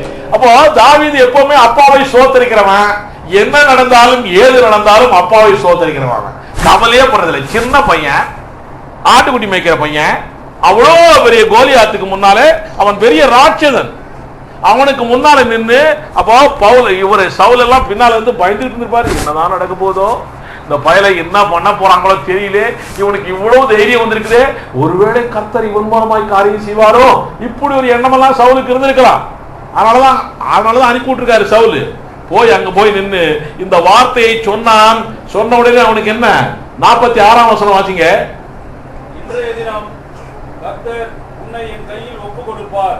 விசுவாச அறிக்கை, தைரிய அறிக்கை. இன்றைய தினம் கர்த்தர் என்னை உன்னை என் கையில் ஒப்பு கொடுக்க போகிறார். நான் உன்னை கொன்று உன் தலையை உன்னை விட்டு வாங்கி, தலையை வாங்க போறார் அவரு. நான் உன்னை கொன்று. இது என்ன சின்ன பசங்க பெரிய ரவுடியை பார்த்து சொல்ற மாதிரி இல்லை. இது பார்த்தா இந்த சின்னோண்டு பையன் சொல்றான், இன்றைக்கு நான் உன்னை கொன்று உன் தலையை உன் இதை விட்டு வாங்கி பெலிஸ்தருடைய பாளையத்தின் பிணங்களை இன்றைய தினம் ஆகாயத்து பறவைகளுக்கும் பூமியின் காட்டு மிருகங்களுக்கும் கொடுப்பேன். ஒன்னே மாத்திரம் இல்ல, உன்னோட கூட எல்லா சோல்ஜர்ஸையும் ராணுவ வீரர்களையும் வெட்டி சாப்பிட சொல்லி விருந்து கொடுத்துருவேன். யாருக்கு விருந்து? பறவைகளுக்கு விருந்து. ஆமென். எவ்வளவு தைரியம் இதெல்லாம் வேணும் தெரியுமா? இன்றைக்கு நான் உன் தலையை வெட்டி எடுக்க போறேன். இவர் கையில கத்தி இருக்குத? கத்தியே இல்லைங்க. கர்த்தருடைய நாமம் இருக்கிறது, கர்த்தருடைய வல்லமை இருக்கிறது. ஆமென். உன்னிடத்துல என்னிடத்துல பணமே இல்ல. பணம் இருக்கா? பணமே இல்லை என்கிட்ட, இல்லை இப்போ இல்லை. சரி, பணமே இல்லை, ஆனாலும் தைரியமா சொல்லணும், நீ இயர் வெற்றிகரமாய் கொண்டாட போறேன். சொல்லுங்களேன். அவன் பணமே இல்லை கையிலே, கவலைப்படாத, ஏனென்றால் நான் கர்த்தருடைய நாமத்தினாலே நான் இருக்கிறேன். அவன் ஆனால் அது போல அவன் சொல்றான், இப்போ இவன் கையில கத்தி கிடையாது, ஒண்ணும் கிடையாது, ஆனாலும் வெட்டுவேன்றான். வெட்டினா வெட்டி சொன்னதை சொன்னபடியே செய்கிறவன் தேவனுடைய பிள்ளை. சொன்னதை சொன்னபடியே செய்கிறவன். ஆமா, 2 மாசத்துக்குள்ள ஒரு ஆளை பிடிச்சிட்டு வரேன்னு ஒத்துக்கிட்டீங்கல்ல, நாங்கெல்லாம் ஒத்துக்கலையா அப்படிங்கிறீங்களே. சொன்னதை சொன்னபடி செய்கிறவன் தேவனுடைய பிள்ளை. தாவீது சொன்னபடியே அவன் கத்தியவே எடுத்து, பாவிகளின் சொத்து அவன் கத்தியவே, அவனுடைய பட்டயத்தையே புடுங்கி அவங்களத்தையே வெட்டி அந்த தலையை தூக்கிட்டு வர்றான் ரோடு வழியா. இந்த மாதிரி என்ன, அவன் பைத்தியக்கார மாதிரி இருந்திருப்பான்ல. யோசிச்சு பாருங்க, தாவீது எப்படி இருப்பான்னு யோசிக்கல, எனக்கு தெரியல. ஆனா நல்ல அழகாத்தான் இருந்திருப்பான்னு நினைக்கிறேன். அழகா இருந்தவன் இந்த மாதிரி ஒரு இது தலையை தூக்கிட்டு வர்றான், அப்படியே ரோடு வழியா வர்றான். அப்போ அவனுக்கு இருந்த ஒரு தைரியம், துணிச்சல், தேவனுடைய நாமத்தின் மேல அவனுக்கு இருக்கக்கூடிய விசுவாசம். இப்படி இருந்தால் தான் தேவன் இப்படிப்பட்ட ஆளை தான் தேடி இருக்கார் உலகத்துல. இன்னைக்கு இப்படிப்பட்ட ஆளை தான் தேவன் உலகத்திலே தேடிக்கொண்டிருக்கிறார். உனக்கும் எனக்கும் இப்படிப்பட்ட துணிச்சல் இருக்கிறதா? தேவனுடைய நாமம், தேவனுடைய மகிமை, தேவனுடைய வல்லமை உன்னிடத்தில் இருக்கிறது என்ற ஒரு விசுவாசம் உனக்கு இருக்குதா? உனக்கு பயம் இல்லை என்ற ஒரு உணர்வு இருக்குதா? எதை எடுத்தாலும் சரி உடனே அழுகுறாங்க நம்ம ஆட்கள்லாம். ஐயோ இப்படி ஆச்சா, ஐயோ இப்படி ஆச்சா. பயப்படவே கூடாது. தாவீதை போல இருக்கணும். தேவன் தேடிக்கொண்டிருக்கிறார். யார் அவருக்கு பிடித்தமான ஆளு, அந்த ஆளை கூட்டி போறதுக்கு ரெடியா இருக்காரு தேவன். ஆமென். ஆக தேவனுக்கு பிடித்தமான ஆளுங்க தாவீதை போலவே இருக்கணும். ஹல்லேலூயா. ஒரு காரியம் சொல்றேன். ஒரு ராஜா இன்னொரு ராஜாவோட சண்டை போட்டான். சண்டை போட்டு இன்னொரு ராஜா தோத்து போயிட்டான். தோத்து போன உடனே அந்த ராஜாவை அரெஸ்ட் பண்ணி கொண்டு வந்துட்டாங்க. அரெஸ்ட் பண்ணி கொண்டு வந்து இங்க கொண்டாந்து வச்சுட்டாங்க. பார்த்தீங்கன்னா இன்னைக்கு இந்த ராஜாவுக்கு தூக்கு தண்டனை கொடுக்கணும். எந்த ராஜா தோத்து போயிட்டானோ அந்த ராஜாவுக்கு தூக்கு தண்டனை கொடுக்கணும். உடனே கொலு மண்டபத்தில் அந்த ஜெயிச்ச ராஜா உட்காந்துருக்காரு. இந்த கைதியாய் நிற்கிற ராஜா நிற்கிறாரு. இப்படி கைதியா நிற்கிறாரு. கடைசியில் ஒரு இது கேட்பாங்க தெரியுமா? உனக்கு உனக்கு என்ன வேணும் கடைசியில் சாகும்போது கேட்பாங்க தெரியுமா? அதுபோல இவனை கேட்டாங்க, உனக்கு என்னடா வேணும்? அவர் சொன்னார், கைதியாக இருக்கக்கூடிய ராஜா சொன்னார், எனக்கு தண்ணி வேணுங்க. இது என்னையா பெரிய இந்த காரியத்தை போய் கேட்கறான், தண்ணி வேணும்னு கேட்கறான் பைத்தியக்காரன் அப்படின்ட்டு. உடனே அந்த ராஜா சொன்னார், தண்ணி கொண்டு வாப்பா. ஒரு செம்பு நிறைய தண்ணி கொடுத்தாங்க. தண்ணியை வச்சிருக்கான் கையில. தண்ணியை வச்சுக்கிட்டு கையை ஆடுது, நடுங்குது கை. இந்த ராஜா சொல்றாரு, ஜெயிச்ச ராஜா சொல்றாரு, ஏன் நடுங்குது? குடியா, சீக்கிரம் உன்னை தூக்கில போடணும். அதுக்கு இந்த ராஜா சொல்றாரு, கைதியா இருக்கக்கூடிய ராஜாவே ஒரு வேண்டுகோள். இன்னும் கொஞ்சம் பயமா இருக்கு, கையெல்லாம் நடுங்குது. ஒரே ஒரு வேண்டுகோள். என்னையா வேண்டுகோள் சொல்லு? இந்த தண்ணியை நான் குடிக்கிற வரைக்கும் என்னை நீங்க தூக்கில போட மாட்டீங்களா? எவ்வளவு பயம் பத்தியா? இந்த தண்ணியை நான் குடிக்கிற வரைக்கும் என்னை நீங்க தூக்கல போட மாட்டீங்களே? போட மாட்டேன். குடி. என்ன செஞ்சான்? அந்த தண்ணியை அப்படியே கொலுமண்டத்துல தரையில ஊத்தி விட்டான். தண்ணிய தரையில ஊத்தி விட்டான். உடனே இவனை தூக்கல போடணுமா போடக்கூடாதா? பேச மாட்டேங்க ஒருத்தரும். ஏன் போடக்கூடாது? அந்த தண்ணி தான் தரையில போயிடுச்சா? அதை இனி எடுத்து கொடுக்க முடியுமா அவனுக்கு? அவனுக்கு ஒரு விசுவாசம் இருந்தது. கைதியா இருந்த ராஜாவுக்கு விசுவாசம் இருந்தது. ஜெயிச்ச ராஜா தான் சொன்ன காரியத்தை சொன்னபடியே செய்வார் என்று நம்பி இருந்தான். மரண நேரத்தில் கூட அந்த ஜெயிச்ச ராஜா தான் சொன்ன காரியத்தை சொன்னபடியே செய்வார் என்று நம்பி இருந்தான். இப்போ அவனை தூக்கல போடலாம்னு நினைக்கிறாங்க, முடியல. ஏன்? அந்த தண்ணியை குடிக்கல அவரு. அந்த தண்ணியை குடிக்கிற வரைக்கும் அவர் தூக்கல போடக்கூடாது. சரிதானா? உடனே அந்த ஜெயிச்ச ராஜா சொன்னாராம், இன்னைக்கு நான் தோற்று போனேன், நான் சொன்னபடியே உன்னை நான் விடுதலை பண்ணுகிறேன், போயிட்டு வாயாருனாராம். தேவனுடைய பிள்ளைகளை, உங்களுக்கு நான் சொல்லுகிறேன், சாதாரண ஒரு ராஜாவே தான் சொன்ன வார்த்தையை அப்படியே உறுதியாய் பிடித்துக் கொண்டிருந்தால், நமக்கு ராஜா, ராஜாதி ராஜா, கர்த்தாதி கர்த்தர் அவர் சொன்ன இந்த வார்த்தைகள் எல்லாம் உறுதியாய் பிடித்துக் கொண்டிருக்கிறார். ஹல்லேலூயா சொல்லுவோமா? இந்த வார்த்தைகளை நீ விசுவாசிக்கும் பொழுது தாவீதுக்கு செய்தது போல உனக்கும் செய்வதற்கு அவர் தயாராய் இருக்கிறார். ஆக தாவீது இருதயத்துக்கு ஏற்றவனாய் இருந்தான் என்றால் ஒரு காரியம் உங்களுக்கு நான் சொன்னேன், அவன் எதற்கும் பயப்படவில்லை, தேவனை மகிமைப்படுத்தினான், தேவனுடைய நாமத்திற்காய் அவன் துணிச்சலோடு விசுவாசத்தோடு நின்றான். இரண்டாவது காரியம் சொல்றேன், இவன் பத்சபால் என்ற இன்னொருத்தனுடைய மனைவியோடு போய் தவறு பண்ணிட்டான். ரைட், நம்ம எல்லாருக்கும் தெரிஞ்ச கதை அது. அப்போ தீர்க்கதரிசி வந்து சொல்றாரு, நீ தப்பு பண்ணிட்டேயா? தீர்க்கதரிசி சொல்றார், தப்பு பண்ணிட்டேன்னு சொன்னார். உடனே நம்மால என்ன சொல்லுவான்? யோ, நான் இங்க தப்பு பண்ணேன் பாத்தியா? நீ என் மேல குற்றம் சொல்ற? நான் எவ்வளவு பெரிய ராஜா, என் மேல குற்றம் சொல்றேன். நம்ம ஆட்கள் இப்போ தெரியாமையே மறைச்சு வைக்கிற குற்றங்களை, பாவங்களை எல்லாம். தீர்க்கதரிசி வந்து சொன்ன உடனேயே, ஆமாயா நான் தப்பு செஞ்சேன் சொன்னாரா? நான் தப்பு செஞ்சேன் சொல்லிட்டு எங்க போனாரு? தேவனிடத்திலே போனார். 51ஆம் சங்கீதம் எழுதினார். வாசிங்க வீட்டுல போய் 51ஆம் சங்கீதம் எழுதினார். 51ஆம் சங்கீதத்தில் அவர் பாடியிருக்கிறாரு, கர்த்தாவே எனக்கு உலகம் வேண்டாம், உலக பொருட்கள் வேண்டாம், உலக மாயை வேண்டாம், உலக அழகு வேண்டாம் ஐயா, நீர் மாத்திரம் என்னை விட்டு எடுபடாமல் இருந்தால் போதும், நீர் மாத்திரம் என்னை விட்டு எடுபடாமல் இருந்தால் போதும். இப்படித்தான் பாட்டு அவர் பாடுறார். இப்படிப்பட்ட உள்ளமுடையவனைத்தான் தேவன் தேடிக்கொண்டிருக்கிறார்.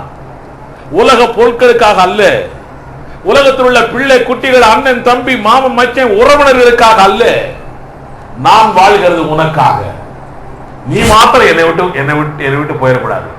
நிறைய பேர் என்ன நினைக்கிறாங்க, எதுக்கா நீ வாழ்ற, என் பிள்ளை குட்டியை படிக்க வைக்கணும்ல,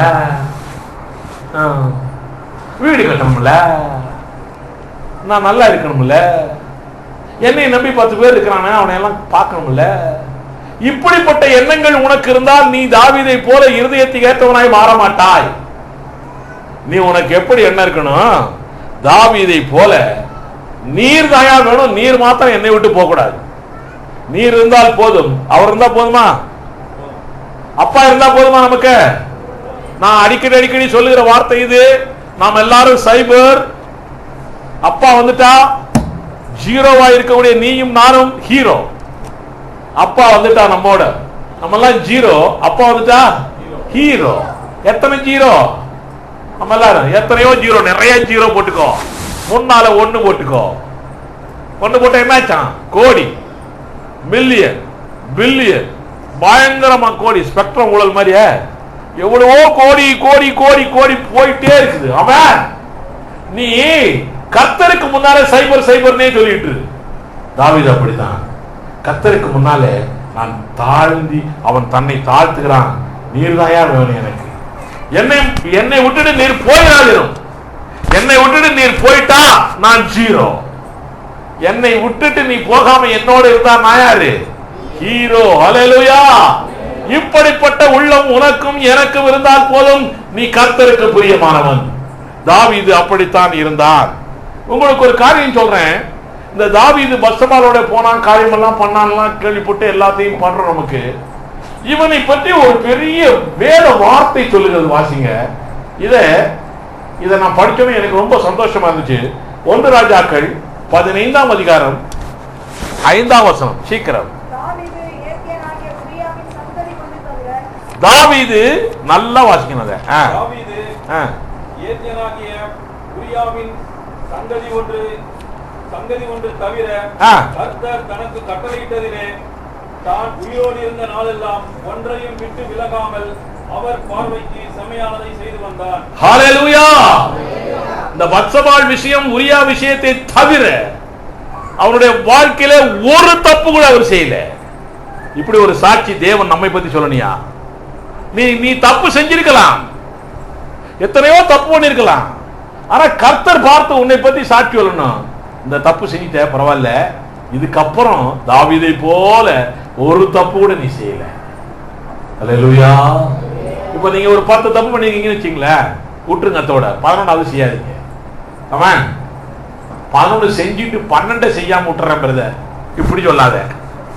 நிறைய பேரு 20 தப்பு செஞ்சிருக்கிறியா, விட்டு 21 செய்யாத. அல்லேலூயா. வசனம் மறுபடியும் வாசிங்க. தாவீது ஏத்தியனாகிய உரியாவின் சங்கதி ஒன்று தவிர, சங்கதின்னு போட்டு போச்சா, இதெல்லாம் சொல்றதுக்கே வெக்கமான காரியம் தான். சங்கதி சங்கதி ஊர்ல எல்லாம் சொல்லுவாங்க தெரியுமா, வில்லேஜ்ல. இந்த உரியாவின் சங்கதி ஒன்று தவிர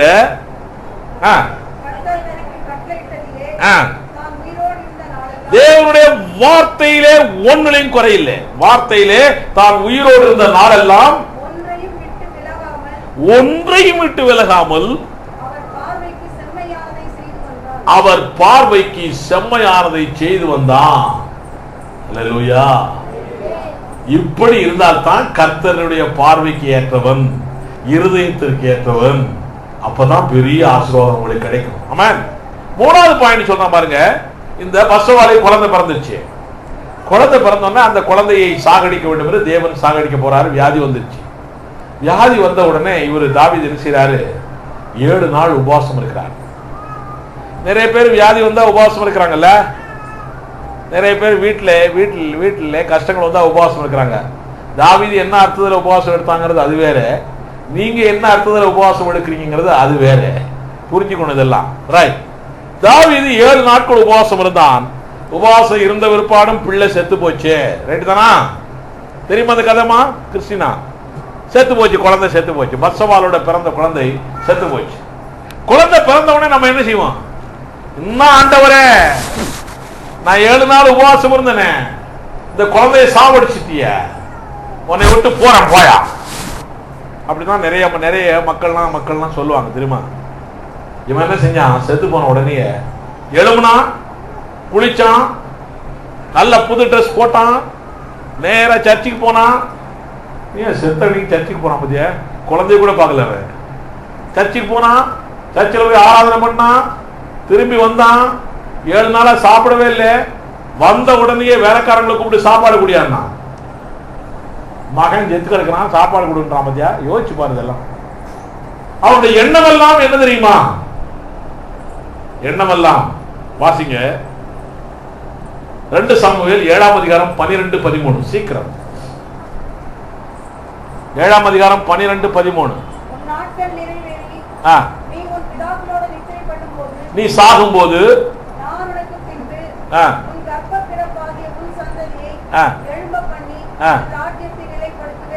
உன் பையனை பெரிய ஆளாக்கி உனக்கு பிறக்கிற பையனை ராஜாவாக்க போறேன் சொன்னாரா? பத்சபாலுக்கு பிறந்த பையன் ராஜாவாகணுங்கிற எண்ணத்தோட இவர் 7 நாள் உபவாசம் இருந்தாரு. சாகக்கூடாதுன்னு இருந்தாரு. ஆனா செத்து போயிட்டான். ஆனாலும் இந்த வார்த்தை அவனுக்குள்ள இருக்கிறது. கர்த்தர் சொன்னதை செய்கிறவர், செய்கிறதை மாத்திரமே சொல்லுகிற தேவன். ஆக இந்த பையன் போயிட்டான், பரவாயில்ல, ஆனாலும் எனக்கு பையன் கொடுப்பாரு, அந்த பையன் தான் ராஜா வர போறான். கர்த்தர் சொல்லியிருக்கிறாரு. தேவனுடைய வார்த்தையை விசுவாசித்து செயல்பட ஆரம்பித்தான் தாவீது. ஆமென். என்ன வந்தாலும் ஏது வந்தாலும் அப்பாவை ஸ்தோத்தரிப்பேன், அதான் தாவீதுடைய வார்த்தையே. என்ன நடந்தாலும் சரி கவலைப்படாத, தேவன் சொன்ன வார்த்தை இது. முந்தையே தாவீது சொன்ன வார்த்தை, அது அப்படியே நம்பினா அந்த நம்பிக்கையின்படி நடக்கும் என்று விசுவாசித்தான். ஆக என்ன கஷ்டங்கள், கவலைகள், கண்ணீர்கள் வந்தாலும் சரி, தேவனுடைய வார்த்தையை விசுவாசித்து நடக்க ஆரம்பித்தால் போதும், நீ தேவனுக்கு ஏற்றவன், தாவீதை போலவனாய் ஆக போகிறாய். அடுத்த காரியம் உங்களுக்கு நான் சொல்லுகிறேன். இவன் சவுலுடைய மகள் மீகாளை இவன் நேசித்தான். சரிதானா? அவளை தான் கல்யாணம் முடிக்கணும் சொல்லி சீதனம் கொடுத்தானா? சீதனம் கொடுத்தானா? பேச மாட்டேங்க. மாப்பிள்ளை யாரையா சீதனம் கொடுப்பாங்க இந்த காலத்துல இருக்கிறீங்களே? நீ கிறிஸ்தவனா இருந்தால், மாப்பிள்ளையா இருந்தால் நீ தான் சீதனம் கொடுக்கணும். சரிதானா? சிம்காம் உனக்கு தான். நீ ஆபிரகாமுடைய சந்ததியா இருந்தால் ஆம்பளை தான் சீதனம் கொடுக்கணும், பொம்பளை சீதனம் கொடுக்கவே கூடாது. ஆமென். நான் இப்படி தெரிஞ்சா இந்த சர்ச்சுக்கே வந்திருக்க மாட்டேன் நான்ன்றாங்க நிறைய பேர். வேதம் சொல்லுகிறது, நான் சொல்லல. ஆமென். மாப்பிள்ளை தான் கொடுக்கணும். தாவீது மீகாளை திருமணம் முடிப்பதற்காய் என்ன செஞ்சான் தெரியுமா? 100 பெலிஸ்தருடைய நுனித்தோலை வெட்டிக்கிட்டு வந்தான். அது எதுக்கு சவுல் கேட்டாரு? அதை வச்சு நுனித்தோலை வச்சு என்ன பெரிய தோல் வியாபாரம் பண்ண போறாரு அவரு? அவர் என்ன ஐடியானா இந்த தாவீதை சாகடிக்கணுங்கிற ஐடியா, ஒரே ஐடியா. தான் பிள்ளையை கொடுக்க கூடாதுங்கிற ஐடியா. தான் பிள்ளையை கொடுக்க கூடாது, இந்த தாவீதை சாகடிக்கணும். இவன் பெலிஸ்தர் ராட்சதர்கள் பக்கத்துல போனான்னா இவனை கொண்டு போட்டுருவாங்க. அந்த ஐடியாவில் அவர் செஞ்சாரு. நம் தேவன் தாவீதோட இருக்கிறார். இவன் போய் வெற்றிகரமாய் 100 நுனித்தோலை வெட்டிட்டு வந்துட்டான். வெட்டிட்டு வந்தாலும் மீகாலை கொடுத்தாங்கன்னு நிச்சயமாய் கிடைத்தது. கல்யாணம் முடிச்சாச்சு. ரைட்டா? இப்போ மீகாலை மனைவியாய் வைத்திருக்கிறார். இப்போ ராஜாவாயிட்டார். இப்போ தாவீது ராஜாவான பிற்பாடு அவர் உடன்படிக்கை பெட்டி எங்கே இருக்கிறது என்று தேடுகிறார். உடன்படிக்கை பெட்டி யார் வீட்டில் இருக்குன்னு தேடி அங்கிருந்து உடன்படிக்கை பெட்டியை கொண்டுட்டு வரும்போது தாவீது உடன்படிக்கை பெட்டி வருது. தாவீது முன்னால எப்படி போறாரு? தாவீதை போல நடனமாடி அப்பாவை அடுத்த வாரம் இன்னைக்கு வேண்டாம். சரி, அப்பாவை ஸ்தோத்தரிப்பேன் நடனமாடி. சரிதானா? சரி, அடுத்த வாரம் இல்லப்பா, நான் வீட்லயே 6 நாள் ஆடி ஸ்தோத்தரிக்கிறேன்றீங்களா? ரைட், அப்படின்னா செய்யுங்க, பரவாயில்ல. ரைட், ஸ்தோத்திரம். ரைட், நடனமாடி உடன்படிக்கை பெட்டியை கொண்டுட்டு வர்றார் தாவீது. இவள் யார்? மனைவி. யாரு? தாவீது ராஜாவா இருக்காரு. இப்போ ஆடு மேய்க்கிறவன் இல்லை, இப்போ ஆடு மேய்க்கிறவன் ராஜா. இவரு இஸ்ரவேல் தேசத்துக்கே ராஜா, 12 கோத்திரங்களுக்கும் ராஜாவாயிட்டார். இப்போ போயிட்டு இருக்கார். ராஜா வீதி வழியாய் உடன்படிக்கை பெட்டி வழியாய் நடந்து டான்ஸ் ஆடிட்டு போறாரு. யாரு? ராஜா. ரைட். இந்த அம்மா மீகாள் மேல இருந்து மாடி இருந்து பால்கனில இருந்து பாக்குறாங்க. பால்கனில இருந்து பார்த்த உடனே இவங்களுக்கு வருத்தமா இருக்குது. இவ்வளவு பெரிய ராஜா இப்படி கேவலமா ஆடிட்டு போறாங்க ஐயா. பயங்கரமா கிண்டல் பண்ணிட்டு அவனை கூப்பிடுறா. கூப்பிட்டு 1 சாமுவேல் 2 சாமுவேல் 6ஆம் அதிகாரம் 20, 21, 22 வாசிங்க. அப்போ உடனே ஆசீர்வதிக்கிறதுக்கு வீட்டாரெல்லாம் பால்கனியில நிக்கிறாங்க. எல்லாரும் மாடியில் நிப்பாங்கல்ல. இப்போ நம்ம பாக்குறோம்ல, மாடியில் நிக்கிறாங்க வீட்டாக்கள்லாம். அவங்களெல்லாம் இவரு டான்ஸ் ஆடிட்டே ஆசீர்வதிக்கிறாரு. டான்ஸ் ஆடிட்டே ஆசீர்வதிக்கிறதுக்கு திரும்பும் பொழுது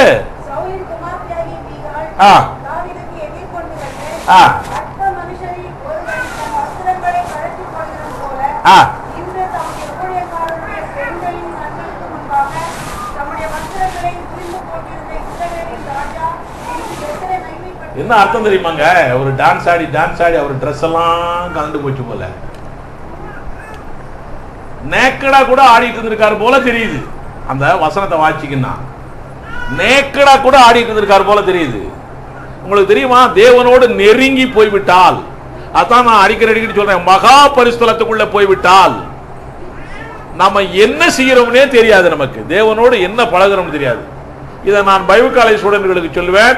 நீங்க விவாக மஞ்சத்தில் இருக்கும் பொழுது நீங்கள் என்ன செய்வீர்கள் என்று உங்களுக்கு தெரியாது. அவ்வளவுதான் சொல்ல முடியும், அதுக்கு மேல தெரியாது. இப்படிப்பட்ட சூழ்நிலையில அவன் தாவீது தான் ட்ரெஸ் எல்லாம் வந்து போச்சா, என்ன ஆச்சு ஒண்ணுமே தெரியல, தேவனை துதித்து பாடி ஆடி புகழ்ந்து கொண்டு வருகிறான். இதை அவன் பார்த்து சொல்றா, கேவலையா, உன் ட்ரெஸ் கூட விழுந்து போற மாதிரி இருக்கு. இப்போ காலை பிரதர் பார்க்கறாரு, என்ன அப்படித்தான் என் முன்னாடி திட்டுறா இல்ல, கேவலம் அப்படின்னு சொல்லிட்டு திட்டுறா. இவன் ஆசீர்வதிக்க திரும்புகிறான். இவன் அப்படி திட்டுறவனை வாசிக்குமா தொடர்ந்து. மீகாலை பார்த்து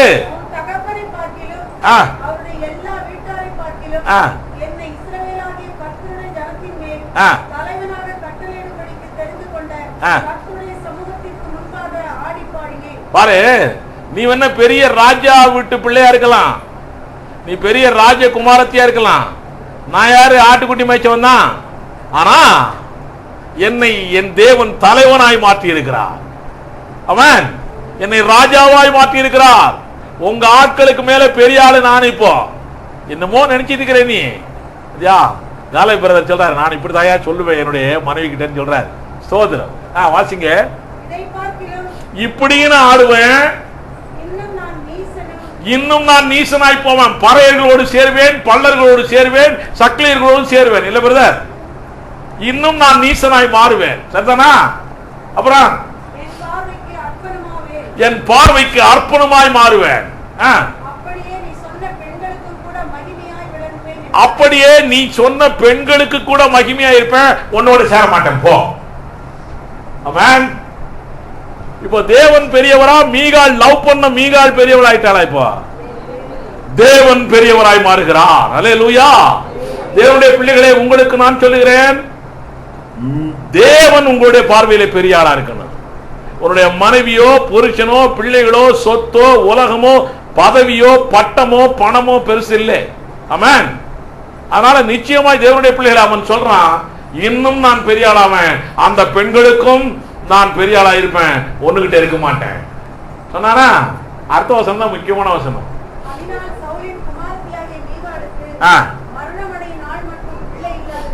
அதனால் மரணமடையும் நாள் மட்டும் மீகாலுக்கு. எதனால்? தாவீது இப்படி சொன்னதினால். சொன்னதை செய்து காட்டினான் தாவீது. கடைசி வரைக்கும் தன்னுடைய அன்பு காதலி, அன்பு மனைவி மீகாலோடு சேராமலே இருந்தான். கடைசி வரைக்கும் மீகாலுக்கு குழந்தை இல்லாமலே போய்விட்டது. தேவனுடைய பிள்ளைகளை, உங்களுக்கு நான் சொல்லுகிறேன், தேவனா மனைவியா, அன்பு மனைவியா, லவ் பண்ண மனைவியா, தேவனா உலகமா, தேவனா சொத்தா, தேவனா பதவியா, எது உனக்கு வேணும்? தேவன். இப்படி தாவீது இருந்ததனாலே தான் தேவன் தேடிக்கொண்டு வந்தார். இந்த தாவீது என்னுடைய இருதயத்திற்கு ஏற்றவன் என்று அறிந்தார். அல்லேலூயா. இன்னும் சொல்றேன், இந்த தாவீது மிகுந்த பொறுமையுடைய தாவீது, மிகுந்த பொறுமையுடைய தாவீது. தாவீதை சவுல் ராஜா கொல்லணும்னு அலைகிறாரு. கொல்லணும்னு அலையும் பொழுது இந்த சவுலோடு சேர்ந்த சவுலுடைய ஆட்களும் இவனை திட்டுறாங்க. அப்போ இவர் நினைத்திருந்தால் அந்த ஆளை கொலை செஞ்சிருக்கலாம். வாசிங்க 2 சாமுவேல் 16ஆம் அதிகாரம். வீட்டுல போய் வாசிங்க. அவன் சொல்றான், ரத்த பிரியனே. யாரை பார்த்து? தாவீதை பார்த்து திட்டுறான். ரத்த பிரியனேன்னு திட்டுறான். அப்போதைக்கு தாவீது சொல்றாரு, ஒன்னும் சொல்லல, நினைச்சிருந்தா கொன்னே போட்டிருப்பாரு. தாவீது சொல்றாரு, ஒருவேளை நான் செஞ்ச தப்புனால எனக்கு இப்படி ஒரு பேர் வந்திருக்கோ என்னவோ. நிறைய தப்பு பண்ணிருக்காருல, எவ்வளவு பேரை கொண்டிருக்காரு, எவ்வளவு காரியங்கள் செஞ்சிருக்காரு.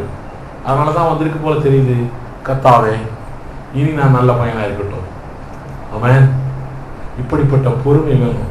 நம்ம ஆட்கள்லாம் நம்மளை பத்தி யாராச்சும் குறைவா சொல்லிட்டாங்கன்னா அவனை திருப்பி அடிக்கணும்னு ஐடியா வரும் நமக்கெல்லாம் இல்ல. தாவீது பொறுமை உள்ளவன், இயேசு கிறிஸ்து பொறுமை உள்ளவர். அதனால தேவன் தேடி வந்த ஒரு ஆள் தாவீதை பார்த்த உடனே அவருக்கு பிடிச்சு போச்சு. இவன் என் இருதயத்திற்கு ஏற்றவர். உங்களுக்கு ஒரு காரியம் சொல்றேன், ஒரு பெரிய காரியம் சொல்றேன். இந்த தாவீதுக்கு நிறைய மனைவிகள் உண்டு, மறுமனையாட்டிகளும் உண்டு. இவனுக்கு ஒரு மகன் இருக்கிறான், அப்சலோங்கிறவன். அழகா இருப்பான். அப்சலோம்னு யாராச்சும் பேர் வைக்காதீங்க பிள்ளைகளுக்கெல்லாம். நிறைய பேர் அப்சலோம்னு பேர் வைக்கிறாங்க நிறைய பேர். இந்த அப்சலோங்கிறவன் தன்னுடைய அப்பாவுடைய மறுமனையாட்டியோடவே போய் தப்பு பண்ணிட்டான். வேதம் சொல்லுகிறது. ஒரு ஆளோட இல்ல, 2 பேரோட மறுமனையாட்டிகளோடு தப்பு பண்ணிட்டான் அப்சலோம் என்பவன் மகன். இந்த நியூஸ் தாவீதுக்கும் தெரிஞ்சிச்சு. உடனே பயந்துட்டு ஓடிட்டான் அப்சலோம். அப்படியே போயிட்டு அப்படியே இருந்து கடைசியில் அப்சலோம் செத்து போயிட்டான். அப்சலோம் மரித்து போய்விட்டான் என்ற ஒரு நியூஸ் கிடைக்குது. யாருக்கு? தாவீதுக்கு. உடனே நம்ம என்ன செய்வோம்? பாவி செத்தானா, அட்டகாச பேர்வழி செத்தானா, அப்படித்தான் சொல்லுவாங்க. இவன் நெஞ்சுருகி கதறி, என் மகனே அப்சலோம் அப்படி சொல்லி அழுதானா.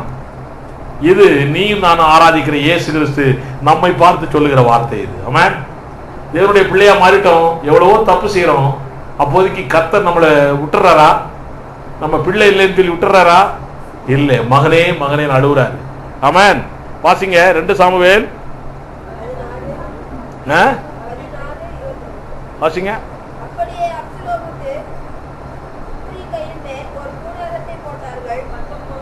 19:4. ராஜா தன் முகத்தை மூடிக்கொண்டு மகா சத்தமாய், என் மகனாகிய அப்சலோமே, அப்சலோமாகிய என் மகனே. டபுள் சும்மா சொல்றாரு பாருங்க. என் பையன். நம்ம எல்லாம் நெஞ்சில அடிச்சுட்டு ஆடுவாங்க தெரியுமா நிறைய பேர். என் பையன் அப்சலோமாகிய மகனே, என் மகனாகிய அப்சலோமே அலறிக் கொண்டிருந்தான். இப்படிப்பட்ட தெய்வீக அன்பு தாவீதுக்கு இருந்தது. அதாவது உனக்கு பயங்கர தப்பு இது இல்லையா? ஒரு அப்பாவுக்கு ஒரு மகன் செய்யக்கூடிய பயங்கரமான தீமை இது, சரிதானா? இப்படி பயங்கரமான தீமை செய்தாலும் கூட அவன் மேலே அன்பு காட்டுகிறான் தாவீது. இப்படிப்பட்ட அன்பு எல்லாருக்கும் வரவே வராது. இது தெய்வீக அன்பு. இப்படிப்பட்ட அன்பு இருக்கிறதுனால தான் இந்த தாவீது என் இருதயத்திற்கு ஏற்றவன். ஆமென். இந்த தாவீதுடைய இன்னொரு குணாதிசயம் என்ன தெரியுமா? இவனுக்கு என்ன கஷ்டங்கள் கவலைகள் என்ன வந்தாலும் சரி, இவன் எங்கேயும் போய் கேட்க மாட்டான், தேவனிடத்திலே மாத்திரமே கேட்பான். நீங்களும் நானே செய்யறப்பா கஷ்டம் வந்துச்சுன்னா பாஸ்டர், கஷ்டம் வந்துச்சுன்னா தீர்க்கதரிசி எவனாச்சும் ஒருத்தன் இருப்பான், டிவியில் ஒருத்தன் இருப்பான், இல்லைன்னா எங்கேயாச்சும் கல்யாண மண்டபத்தில் இருப்பான். அவனுக்கிட்ட போய் நம்மளை பற்றி எதுவும் சொல்றானா இவன் அங்கே போய் உட்காந்துருக்கிறது. அவன் ஏதாச்சும் சொல்லுவான், சொன்னது சரியா கூட இருக்கும், அவன் பின்னாலே போயிட்டு இருப்பான் நம்மால். இப்ப நீ எப்படி இருதயத்துக்கு ஏற்றவனா இருப்பியா? இருக்கவே மாட்டான். இருதயத்துக்கு ஏற்றவனா தேவனை தேடி போகணும். உனக்கு என்ன கஷ்டங்கள் துன்பங்கள் என்ன வந்தாலும் சரி, எப்படிப்பட்ட சூழ்நிலையில் உனக்கு சில காரியங்கள்லாம் தெரியலையா? வாசிங்க 1 சாமுவேல் 22:3. 1 சாமுவேல் 22:3.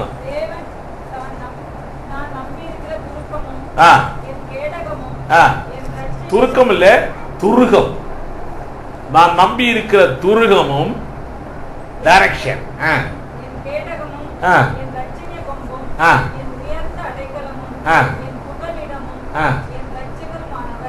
எத்தனை இருக்கு அவருக்கு? என்னென்ன இருக்கு? முதல்ல துருகம், வழிகாட்டி, டைரக்ஷன் பண்றவர் அவரு. அடுத்தபடி எனக்கு பாதுகாப்பு கொடுக்கிறவர் அவரு. அடுத்தது எனக்கு அவர் பக்கத்துல போனா எனக்கு துன்பம் வராது. ரட்சணிய கொம்புனா பழைய ஏற்பாட்டில் படிச்சிருப்பீங்க. ரட்சணிய கொம்பை போய் தொட்டுட்டாவே போதும், எதிராளி யாரும் அவனை கொல்ல மாட்டான். அப்ப இயேசு கிறிஸ்துக்கு பக்கத்துல போயிட்டா போதும், நமக்கு ஒன்னும் நடக்காது. அப்புறம் உயர்ந்த அடைக்கலம், சாதாரண அடைக்கலம் இல்ல. மந்திரிக்கு பின்னால போய் பக்கத்துல உட்காந்துட்டா அந்த மந்திரி இருக்கிற வரைக்கும் தான் அடைக்கலாம். அதுக்கப்புறம் சொல்ல அரெஸ்ட் பண்ணி கொண்டு போயிடுவான். ஆனா இது அப்படி இல்லை, உயர்ந்த அடைக்கலம். அப்புறம் புகலிடம், எங்க போறது அந்த இடம் தான். இவ்வளோ பெரிய உள்ளம் யாருக்கு இருக்குது? தாவீது இருக்கு. நம்ம ஏதாச்சும் ஒரு பணம் இல்லைன்னா அவர்கிட்ட போய் கேட்கலாமா? இவரை பார்க்கலாமா? வேலை இல்லைன்னா அங்க போலாமா இங்க போலாமா? யாரையோ நம்பிக்கொண்டிருக்கிறோம், யார் பின்னாலேயோ போகலாம் என்று இருக்கிறோம். ஆனா தாவீது அப்படி இல்லை, தேவனையே நோக்கி பார்க்கிறான். என்ன காரியம் வந்தாலும் சரி, நம்ம ஆட்கள் என்ன செய்யறான்? இவனே காரியமெல்லாம் செஞ்சு முடிச்சிருவான். முடிச்சிட்டு கடைசியில நோட்டீஸ்ல எழுதுவான், இந்த காரியம் கர்த்தரால் ஆயிற்று. தெரியுமா உங்களுக்கு? இவர் தான் எல்லா வேலையும் செய்வாரு. ஆனா எழுதுறது எங்க எழுதுறோம் தெரியுமா உங்களுக்கு? அப்ப பிரதர், இந்த காரியம் கர்த்தரால் ஆயிற்று. எதுல? கல்யாண கார்டு. இவனே பொண்ணு பார்க்கறது, மாப்பிள்ளை பார்க்கறது எல்லாம் இவனே செய்யறது பூரா. ரைட். ஆனால் தாவீது அப்படி இல்லை. என்ன காரியம் வந்தாலும் சரி கர்த்தரையே தேடி போவான், கர்த்தரையே நாடி போவான், கர்த்தரை நம்பி அவராலே காரியம் நடக்கும் என்று நம்பிக்கொண்டிருக்கிறான். ஆமென். இப்படிப்பட்ட இருதயம் உனக்கும் எனக்கும் இருக்கணும். இப்படிப்பட்ட இருதயம் எப்ப இருக்குமா? தேவன் சொல்கிற வார்த்தைகளை கை கொள்ளுகிறவனுக்கு தான் இப்படிப்பட்ட இருதயம் இருக்கும். நீயும் நானும் தேவனுடைய வார்த்தையை கை கொள்ளுகிறோமா? நீயும் நானும் தேவனுடைய வார்த்தையை கை கொள்ளுகிறோமா? தேவனுடைய வார்த்தையை கை கொள்ளுகிற பிள்ளைகளாக இருந்தால் உங்களுக்கு இப்படிப்பட்ட இருதயம் உண்டு. இப்படிப்பட்ட இருதயம் உங்களுக்கு இருந்தால் போதும், தேவனுடைய வருகையில ஆட்டோமேட்டிக்கா ஓடிடுவோம், சொர்க்கத்துக்கு போயிடுவோம். அல்லேலூயா. இப்படிப்பட்ட இருதயம் நமக்கு உண்டு என்றால், தேவனுடைய வார்த்தையை கை கொடுக்கிற பிள்ளைகளாக இருந்தால், தேவன் சொன்ன வார்த்தை, என் மரணத்தை நினைவு கூறுங்கள். நம்ம எல்லாரும் எழுப்பி நிக்கலாமா?